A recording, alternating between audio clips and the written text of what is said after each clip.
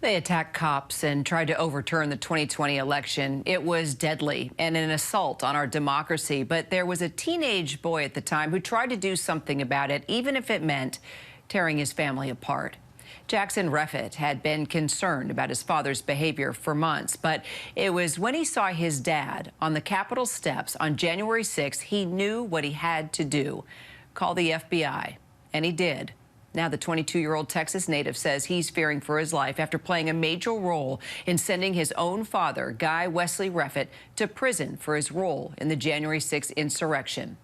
Guy, a member of the Texas 3 Percenters militia group, was serving a 7-year sentence after being convicted on 5 felony counts, including interfering with police in a riot and obstruction of an official proceeding. His case tied to tips that Jackson reported to the FBI in December of 2020, just days before January 6th. But beyond grappling with his dad's involvement in the violent attack, Jackson is also coping with the divide between himself and other members of his family. His mother, Nicole Reffitt, has been a huge supporter of her husband, even protesting outside the D.C. jail and calling for his release. There's a lot of healing that has to be done. My husband's been incarcerated since January 16th of 2021. And, they took him from our home that morning in a pre-dawn raid. And I didn't see him again for 14 months, and he was the primary breadwinner. It was a very traumatic situation and polarizing, being a Jan 6er in the beginning. Now that Guy Reffitt and more than 1,000 other defendants are free, Jackson says he's filled with paranoia about what this pardon could mean. And he's not only moved away from his mom and sisters in Texas, but has since purchased a gun as a means of protection. Jackson Reffitt joins me now. Jackson, first off, I know your father was just released from prison this morning. How are you doing? Do you have plans to speak with him? Have you talked to him? I'm doing okay. I've taken a lot of precautions in order to get to where I am, to be in the headspace I am, and I've thought about it a lot. It doesn't make it any easier knowing what could happen and what has happened and how none of his actions mattered, I guess, for the damage it caused. I guess I have plans talking to him at some point. Now is not the time. My priority is to be safe and secure and distant so we don't burn any bridges, and that at some point we can work on it. That was my entire plan leading through his prison sentence, was to eventually reconnect with him. But I don't have that time right now, and I can't do it right now with the hate and the fire that has surrounded me over the past couple days. But I've tried with my sisters and it's gone amazing. My mom has been rough and my dad has been hard to, I guess, grapple. But, I do have the plans to work on it, but it is scary right now and I don't know how to really move forward. I'm just looking at all these family pictures of you guys, and then the one of you and your dad when you were a little boy. There's your mom there, but there's another one that I was looking at of you and your father. Do you still love him, Jackson? Of course, of course. I alerted authorities to help him, my family. If he got in a serious situation and he had to pull his gun and shoot somebody, or he got shot, or one of these days the SWAT was going to bust in the door and he's going to whip out his AR-15 and trade fire, who knows what could have happened. And that's the paranoia that I was dealing with leading up to January 6th and its aftermath. And that's bleeding into right now, my paranoia. I love him and I wanted him to get help in prison, but the only thing he's got is more radicalized. And I was 18 at the time of all this happened, and I was a little ignorant to really what our prison system was capable of. And whenever I sent in a letter to his sentencing requesting mental health help for my father, and I had later learned that he denied it, I was heartbroken.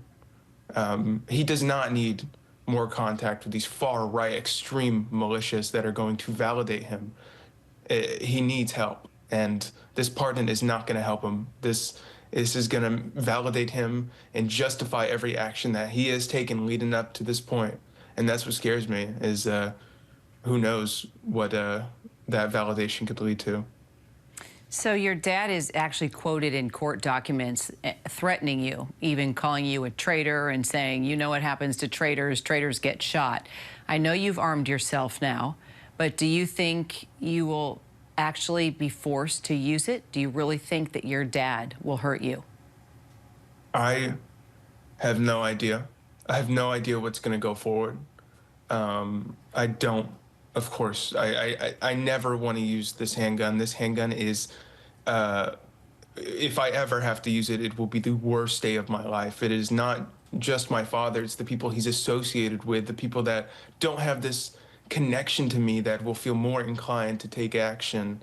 Those are the real people that scare me. My father has his issues, and he has been physically violent with me and threatened my life. But the people online are what really terrify me. My father, I have no idea who he is right now, and that scares me. But I don't want to use it. My priority is keeping a distant, my community, and just being safe. Are you concerned that these pardons could actually galvanize a new level of violence from your dad and other defendants who now feel vindicated and will be free? Absolutely. After the events of January 6th, my dad came home clicking his heels with him and his other 3%er friend. And that was from something that, even in the moment, was not successful. This is. He got pardoned by the man who led him up those steps, Donald J. Trump, who didn't even know he existed. And now he does, and he reached his hand out and gave him exactly what he wanted. And there's nothing more galvanizing and validating than that, than the man you risked your life for. I would say even beyond his family, is reaching out and helping you and, you know, letting you do all this. He could go buy a gun right now. Even Greg Abbott, I believe, pardoned him. He had a separate charge in Texas. And from my understanding, Greg Abbott has helped Donald J. Trump and my father out and pardoned him with that separate charge. And that is just lunacy. That it cannot be okay. This is not the world that we should be living in. I cannot believe the Democrats shook the hands of Donald Trump and applauded him as he entered the Capitol building. And this is the result, and it is terrifying. Well, I think of so many families and kids that are, you know, influenced by their parents and take the same path, and you've fought against that and always have done the right thing. And I just appreciate you sticking to knowing what is right, Jackson, and I appreciate you giving us some time today. Of course, it does help me to talk about, so thank you so much. It's good for you. I know. I understand that. Sometimes talking about things is the best therapy we can have. Jackson, thank you. And I do want to let folks know that we did reach out to Jackson's dad, Guy Reffitt, for comment. We have not heard back yet.